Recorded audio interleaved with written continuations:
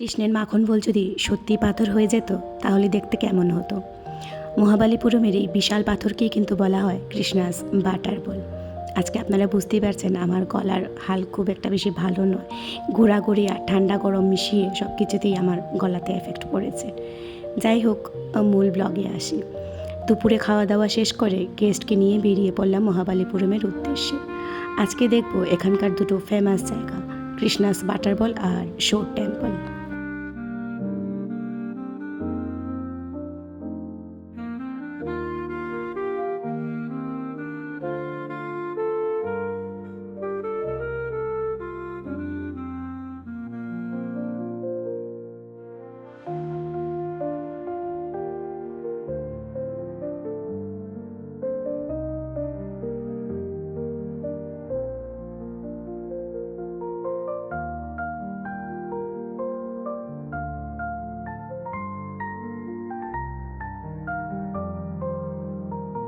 প্রথমে চলে গেলাম কৃষ্ণাস বাটার বল দেখতে।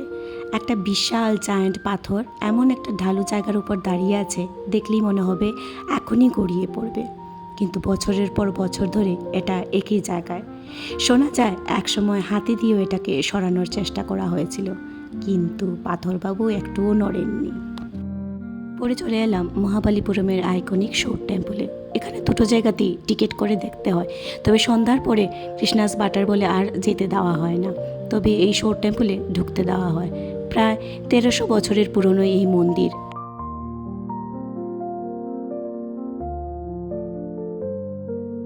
একদিকে এই বিশাল মন্দির আর অন্যদিকে বিশাল সমুদ্র, দুটো মিলিয়ে জায়গাটাকে অপূর্ব সুন্দর করে তুলেছে।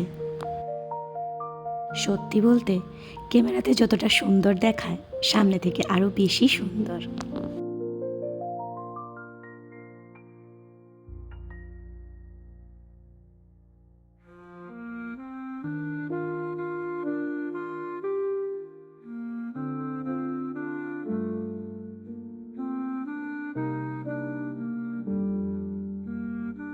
আজকের মতো আমাদের মহাবালিপুরমের ঘোরা এখানেই শেষ।